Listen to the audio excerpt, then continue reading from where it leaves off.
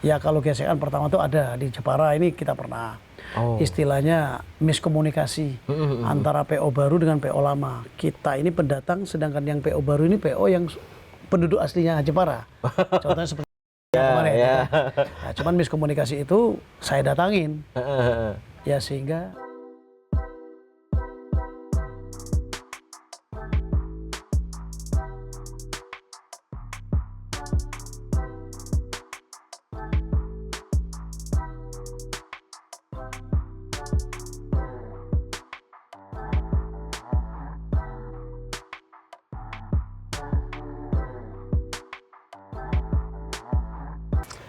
Assalamualaikum warahmatullahi wabarakatuh. Hai Evi Lover Bismania, apa kabar? Nah, bukan barusan sih.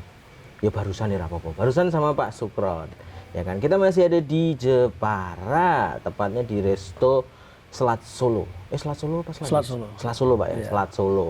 Dan kali ini kita bareng sama Pak Iwan. Waduh, Pak Iwan apa kabar Pak Iwan? baik, saya pakai. Pak Iwan ini kelihatannya terlihat muda loh Mas Ian, Pak.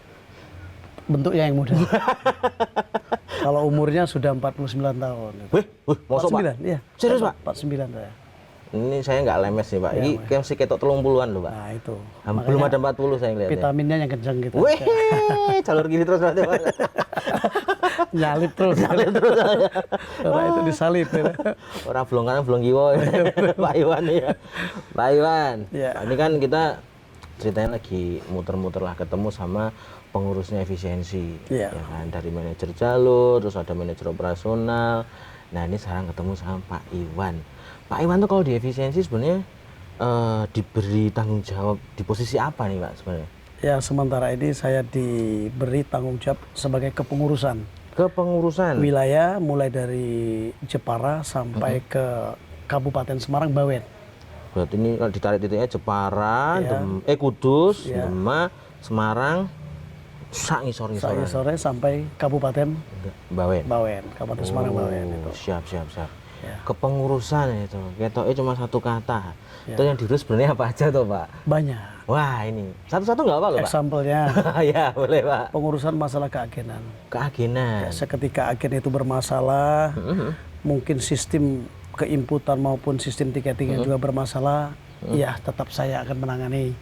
Itu yang pertama. Dan yang kedua, urusan otobis. Otobis? Itu ya, urusan otobis seketika terjadi laka, maupun terjadi mungkin lain-lain ya, namanya di jalan itu kita tidak mesti tahu. Ya jelas namanya apapun yang terjadi di wilayah Semarang maupun sampai Bawen dan juga Jepara, mulai dari Jepara sampai ke Bawen, itu udah menjadi tanggung jawab saya. Oh berarti kalau misalnya amit-amit driver telepon ada kecelakaan itu yang ditelepon Pak Iwan langsung? Pasti saya yang turun langsung itu, yang menangani dan mengendalikan situasi saat itu. Siap. Jangan sampai bikin heboh jagat maya nih Pak ya? Pasti, jangan sampai terjadi nanti media. Itu sayang itu media nanti sangat berbahaya sekali. Kenapa? Kalau media nanti ini akan bisa merusak sistem pelayanan. Betul. Dan informasi-informasi yang tidak akurat nantinya, sehingga nanti kedepannya efisiensi nanti terjadi. Jadi kayak merusak citra. Merusak citra juga, ya itu intinya gitu. Ini jempol kami juga kemeng tuh Pak kalau ngonter-ngonter ya. Jelas.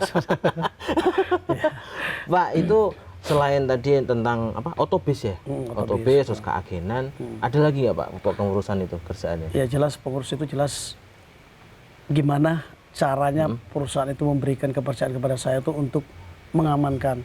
Dalam arti mengamankan seketika bis itu berdomisili di mana dan menjadi tanggung jawab saya untuk menjadi tanggung jawab kepada kru, keamanan kru.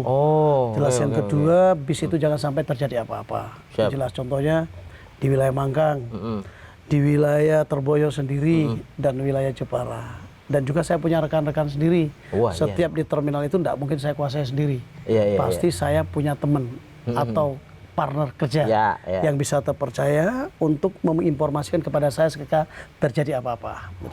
Itu pernah ada kejadian atau Pak misalnya kayak bisnya dinakali atau gimana gitu? Pernah ada? Saat sekarang belum. Karena kan kita friendly. Asik. Kita bersahabat ya. Jadi jangan sampai terjadi apa-apa kita sudah dulu tahu gitu. Nah, kalau namanya kecemburuan orang kita tidak tahu ya. Masalahnya manusia ini cemburunya banyak. Sistem kecemburuan dengan sistem kita tiketing, bisa juga dengan kita punya pegangan. Cuman kita harus waspada dengan sistem kayak gitu. Yang pada intinya gimana mereka datang sini bisa saya selamatkan.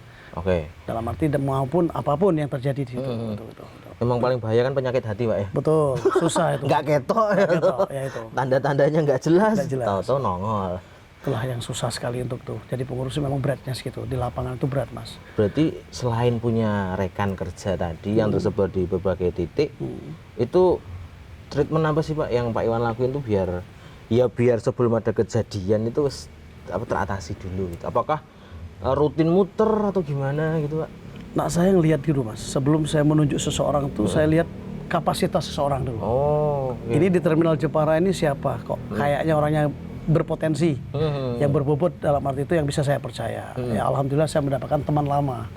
Teman lama dulunya driver juga, yang akhirnya bisa tak kasih kepercayaan untuk menjaga andai kata terjadi apa-apa dan bisa konsultasi langsung pada saya. Seketika permasalahan itu kecil yang bisa diatasi dengan dia, tak suruh langsung mengatasi. Tapi gitu ya. kalau memang tidak bisa, terpaksa saya harus turun. Itulah sistem kinerja saya. Turun gunung. Iya, turun gunung. Itu open 24 jam. Ya harus kita harus open, Mas. Masalahnya kenapa? Namanya kita jadi pengurus, nggak bisa diem. Iya juga. Bahkan saya sendiri aja mau lebaran itu nggak bisa kemana-mana. Sama seperti polisi, jaga. Gitu? Nah, ini itu lebaran kemarin ada cerita unik nggak sih Pak? Ya kalau uniknya jelas nggak ada. Cuman kan bahasanya gini, ini posisi keramaian ini memang lebih daripada target kita.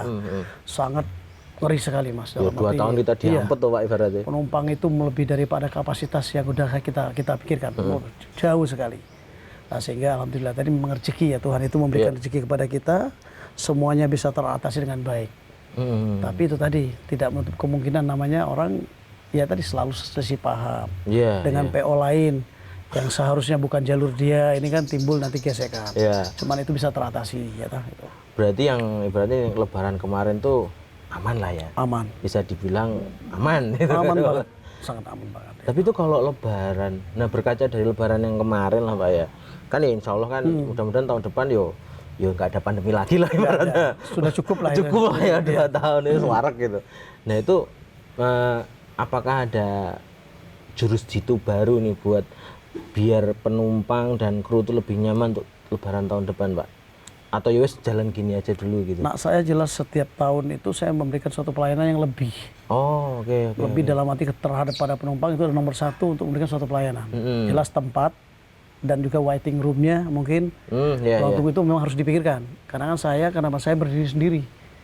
Tanpa diberi dengan perusahaan. Ya jelas saya kan mendirikan itu jelas punya kapasitas daya pikir saya sendiri. Yang gimana seharusnya penumpang bisa nyaman dan bisa kembali. Itu yang pertama. Yang kedua, kru. Kru ini kita harus benar-benar menjamin dalam arti supaya mereka bisa nyaman. Seketika terjadi laka apapun kita harus tahu.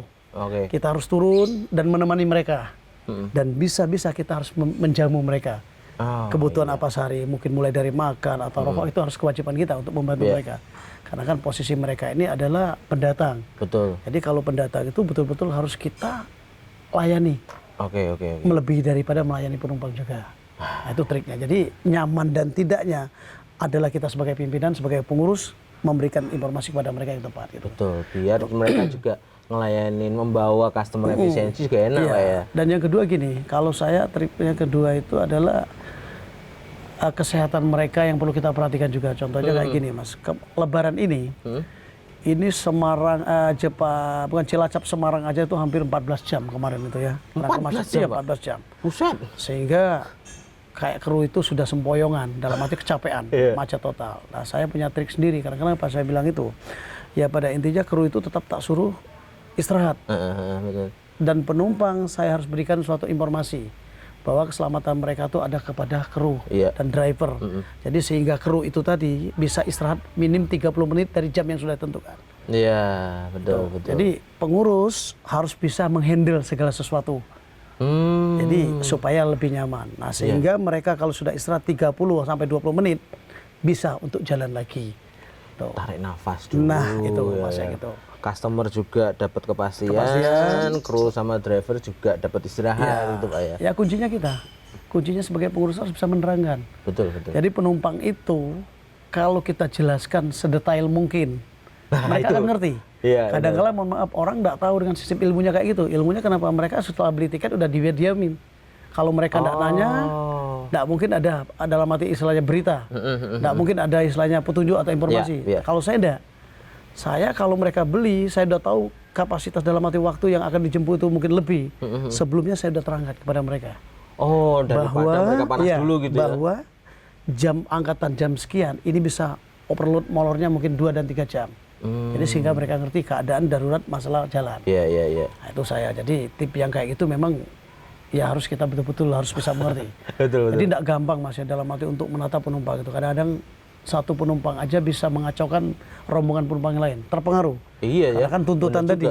Kita menjanjikan kepada mereka jam yang sudah ditentukan sesuai dengan aturan kita. Tapi kenyataan oper dari waktu yang sudah kita tentukan melebihi dari batas waktu maksimum. Jadi itu. Berarti mending sebelum mereka panas ya udah kita jelasin dulu gitu. Saya kemarin itu door to door, bahasa door to door itu bukan dari rumah, maksudnya istilah dari compoan sana, gitu, dari pojok sana, jadi saya datangin sampai suara saya habis, menerangkan. Sebentar Pak ya, ini sudah nyampe sini, jadi saya pantau. Saya selalu mantau posisi di mana otobus kita. Ini kewajiban saya. Jadi saya tidak akan dalam arti menyerahkan semuanya kepada sistem tiketing saya atau karyawan saya. Pasti overload juga. Nah, overload juga karena kan dia fokus kepada tiketing. Nah, saya memantau.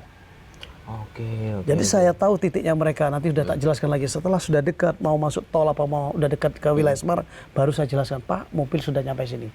Betul. Sehingga mereka kan punya rasa wah senang. Pengharap-harap lah ya. Tapi kalau kita sebagai kepengurusan atau keagenan tidak bisa memberikan informasi yang kayak tadi, yang semi akurat maupun akuratnya juga, itu nanti akan suatu permasalahan baru. Berarti kamu tidak bisa dipercaya dengan sistemmu. Iya, benar. Makanya beratnya seseorang pengurus itu berat sekali. Saya bilang kalau bilang berat, masa kenapa bertanggung jawab dengan segala sisi? Iya juga sisi keamanan, sisi transportasi terjadi laka, sistem, sisi pelayanan kepada penumpang. Ya? Nah, di situ semua harus tahu. Harus tahu. Gitu. Luar dalam harus tahu. Iya. Berarti kalau di efisiensi itu pengurus yang seperti Pak itu total ada berapa tuh Pak? Kalau di pengurus wilayah Semarang cuma saya. Berarti kayak Jogja, Cilacap itu ada sendiri lagi. Jadi saya kepengurusan wilayah sampai dari Jepara sampai Kabupaten Semarang termasuk Bawen. Lepas dari itu nanti ada kepengurusan lain Magelang ikutnya gitu. Ikutnya Magelang. Iya, gitu. Ini kayaknya punya Pak Iwan nih daerahnya luas banget ya. Luas. Ya Muriaan itu berapa kabupaten ya. Gitu. Nah disitulah Mas sekarang kenapa kita friendly tadi. Kita bersahabat. Kita punya temen yang mana kemarin itu istilahnya kita membuka jalur baru ini. Alhamdulillah tidak ada rintangan apapun. Karena kan saya friendly, saya bersahabat punya teman. Iya benar. Sebelum saya melangkah, sebelum harus perhitungkan dulu. Iya. Kita perhitungkan karena kan siapa saja yang harus saya pilih. Jadi sehingga kita masuk tidak ada halangan apapun, sudah tertata dengan rapi. Nggak banyak bentrokan. Betul sekali. Ya kalau gesekan pertama itu ada di Jepara ini kita pernah. Istilahnya miskomunikasi antara PO baru dengan PO lama. Kita ini pendatang, sedangkan yang PO baru ini PO yang penduduk aslinya Jepara. Contohnya seperti kemarin. Nah, cuman miskomunikasi itu saya datangin. Ya sehingga yang membawa dalam arti arus komunikasi tadi adalah teman saya sendiri. Yang dulunya belum saya pilih untuk menjadi rekanan. Sekarang mereka udah menjadi rekanan saya, jadi kan udah lost. Yang pada intinya ada apapun, sekecil apapun, rusak dan tidak rusaknya otobus kita, baik dan tidak baiknya otobus kita adalah mereka sudah bisa menjadi tanggung jawabnya mereka. Berarti kan kesannya kayak apa ya? Saya kan ngelihatnya dari luar kayak wah pengurus ini tuh apalagi ada kata keamanan tuh kan harus keras. Tapi ternyata komunikasi dulu Pak ya yang pertama. Komunikasi jelas itu penting sekali dan merangkul Mas ya. Nah, itu, Pak. Sisinya merangkul ini tadi kayak di Terboyo ini yang sangat keras itu Terboyo. Loh, malah Terboyo Pak? Terboyo itu sangat keras karena kan dulu kan bekas terminal lama ya. Termasuk saya orang terminal. Tapi orang-orang di luar itu tadi mereka-mereka yang dengan identik dengan suatu keras itu kenal semua dengan saya. Karena kan dulu pernah bersahabat, berteman, bahkan pernah ada yang ikut saya di waktu di terminal Terboyo. Jadi sehingga bisa kita kendalikan. Dan juga mereka ini kan punya batas-batas juga istilahnya. Wah, pekewonya pasti ada. Karena kan tadi kebaikan dan friendly tadi yang kita terapkan. Coba kalau kita sedikit-sedikit main kekerasan, mungkin ya remuk Pak, remuk, lama-lama pasti ada yang ingin mencoba. Iya. Olah itu mau sedikit ini ya pasti kan mencoba. Betul. Nah, tapi dengan adanya kita tulus, bersahabat, tadi berbagi jelas itu utama. Yap. Itu tadi mereka mungkin rasa pekewonya ada. Betul. Bahasa segannya itu. Ya, itu. Berarti ibaratnya ya dikedepankan komunikasinya dulu lah ya Pak. Pasti komunikasi, rembukan bersahabat tadi jelas. Yang kedua ya adab asor itu Mas penting sekali. Bener. Jadi kita ini kan di jalan. Jadi tidak usah mengeluarkan temperamental yang benar-benar istilahnya saya orang terminal itu tidak penting. Nah, saya adalah komunikasi, solusi. Saya menurut dalam arti istilahnya itu kalau saya berlawan sama orang, ngelihat orangnya maunya gimana. Saya kan punya misi adalah perdamaian. Iya. Bikin damai. Kalau saya menyelesaikan permasalahan seperti otobis mungkin laka. Saya lihat lawan musuh itu gimana. Oh ini orangnya gimana? Bisa bijaksana enggak? Bisa tak ajak bicara enggak? Tapi sekali tak gap dengan pembicaraan saya dia mau. Terus nanti akhirnya bisa bersahabat. Tuh, pasti saya lihat dulu. Tapi jam terbang nggak bisa bohong Pak ya? Nggak bisa bohong. Ini nggak bisa bohong betul. Ya. Karena kan apa ya image lah. Saya aja kalau dengar saya wah wong dalan atau ilmu dalan tuh kan ya tadi identikan dengan atos lah ibaratnya gitu kan. Tapi kan ternyata nggak seperti itu gitu loh untuk bisa bertahan di dunia yang berhubungan dengan jalanan ini loh Pak ya. Iya kalau untuk identik dengan bahasa kasar sebenarnya nak kasar itu nak menurut saya itu karena kan tuntutan ya. Oh gimana tuh Pak? Contohnya mungkin sehari ini saya mau bayar utang, setelah saya bekerja tidak dapat uang, mungkin penumpang ditanyain tidak jawab, timbulnya kan emosional, temperamental. Oke. Itu kalau di terminal ya, seketika nanti sudah mengadakan suatu kekerasan, mati mereka masih bayar, takut. Tapi kan kita tidak akan berpikir nanti ke belakangnya. Nah, karena kan tak balik tadi, kasar itu kadang kan tuntutan. Kenapa? Kebutuhan tadi. Tapi kalau dia punya mungkin tidak sebegitu itu. Dulu saya juga keras Mas di Terboyo. Saya main pukul terus aja di terminal Terboyo. Mungkin silakan ditanyakan. Saya jangan lupa nih Pak. Dulu, betul. Ketika penumpang saya tanyain, tidak jawab, saya marah. Karena kan merasa diri saya ini bekerja. Iya. Oh saya ini manusia kok nanyain sana kok tidak bisa itu kenapa? Iya betul. Nah itu karena kan tuntutan tadi. Tapi setelah saya sudah pegang bis menjadi pengurus itu saya lebih nyaman. Kenapa? Karena kan yang barokah itu adalah kayak gini. Hasil kecil pun tapi kita nyaman. Tidak mengadakan suatu kefisikan, tidak melakukan suatu kekerasan. Jadi alhamdulillah sekarang kita ketemu jalannya gitu. Ya Tuhan tadi maha adil tadi karena kan sudah memberikan jalan kepada saya untuk menjadi berubah. Nah, 75% saya berubah. Kenapa? Mau apa lagi? Karena udah umur ya toh. Ngomong meneh berarti gitu. Ngomong meneh lah kan. Betul. Nah, Pak, ini kan kita lagi ada ya tuntutan zaman sama tuntutan. Zaman kan berkembang gitu kan. Terus dari sisi efisiensi juga ada perkembangan sistem dan lain sebagainya gitu. Kalau Pak Iwan sendiri memandangnya gimana tuh, Pak? Ada perubahan banyak lah di efisiensi nanti ke depan. Ya, saya memang berharap kayak gitu, Mas. Gimana ya, bendera yang saya kibarkan ini saya tidak tanggung, saya tidak mau ngibarkan bendera cuma hanya separuh. Jadi benderanya efisiensi benar-benar saya, bahasanya saya tuh nyawa pun taruhannya gitu. Karena saya ingin benar-benar berkibar. Jadi saya tidak mau bermain dalam arti istilahnya nanti ada perusahaan lain yang akan membackup saya dengan sistem memberikan dalam arti mungkin fee yang lebih banyak, apalagi memberikan kepengurusan itu saya tidak. Saya tidak akan pernah begitu. Saya tidak menghitung masalah budget uangnya. Karena kan ini yang membuat saya menjadi kayak gini efisiensi. Jadi merdeka efisiensi harus maju. Itu efisiensi harus maju. Gitu. Oke Pak. Ini tuh kayaknya nggak cukup kalau dengan Pak Iwan ini sekedar ngobrol kayak gini. Mungkin boleh nggak Pak kita entah di bulan depan kita ikut kegiatan setengah hari poseharian Pak Iwan, boleh nggak sih Pak kita ikut nih tim ini? Ya silakan, nggak apa-apa. Siap. Boleh, tapi kita diamankan Pak. Tak siapkan tempatnya. Ngamankan gampang Mas. Aduh. Oke. Soalnya di tempat kita kan ada tempat istilahnya kayak lapangan itu Mas. Kalau untuk mengamankan lebih enak. Dia di pinggir kali itu ada di belakang akhir saya. Tadi malam kan udah lihat toh. Waduh. Tadi malam ke situ ya? Tadi malam? Iya toh? Enggak. Oh rombongan yang lain ya? Rombongan lain Pak? Itu udah ada di bagian situ kan ada tempat istirahatnya. Kan lebih aman lagi di sana. Saya enggak keluar di jalan. Kalau sana keluar jalan malah susah saya nanti untuk mengamankan. Oke. Baik gitu dulu Pak Iwan. Ini itu banyak insight-nya kayak gitu. Tapi kalau Pak Iwan ini kayak kurang puas gitu kalau cuma ngobrol-ngobrol kayak gini. Kita suatu saat bakalan kita agendakan nih Pak. Ikutin agendanya Pak Iwan seharian lah untuk efisiensi. Boleh.